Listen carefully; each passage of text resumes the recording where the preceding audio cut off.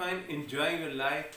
मैं आज article 37 summary jurisdiction जिसका procedure CPC civil procedure code में प्रोवाइडेड है उसके बारे में बात करना चाहता हूं। जब कोई नेगोशिएबल इंस्ट्रूमेंट किसी ट्रांजैक्शन के बदले आपको देता है, नेगोशिएबल इंस्ट्रूमेंट से मुराद cheque, bill of exchange, promissory note वगैरह, तो आप किस तरह दावा दाखिल कर सकते हैं और समरी सूट में किस तरह आप जो है वो डिग्री ले सकते हैं। तो उसका जो प्रोसीजर है, सबसे पहले सूट किस तरह फाइल करना है, सूट में डॉक्यूमेंट्स कौन कौन से अटैच होने चाहिए।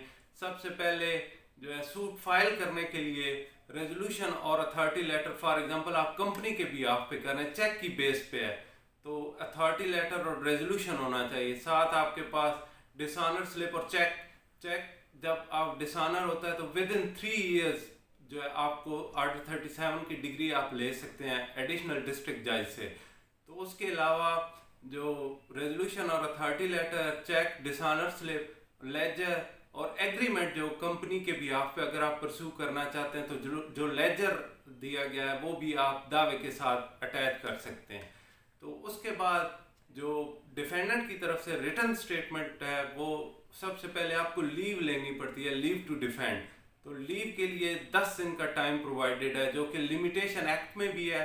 और उसके अलावा जो जजमेंट्स हैं, जो कंसिस्टेंट व्यू है कि अगर आप 11वें दिन भी leave to defend power of attorney submit करने के बाद लीव टू डिफेंड फाइल करते हैं तो वो भी डिसमिस, आपका राइट जो है वो स्ट्रक ऑफ कर दिया जाएगा। उसके बाद अगर आप फॉर एग्जांपल लीव मिल जाती है तो एविडेंस होती है और एविडेंस में चेक जो है उसे प्रिजम्पशन हासिल है कि उसके साथ एक प्रिजम्पशन ऑफ ट्रुथ है कि वो जो है किसी कंसिडरेशन के बदले दिया गया है, जिसका सेक्शन 118 है नेगोशिएबल इंस्ट्रूमेंट का।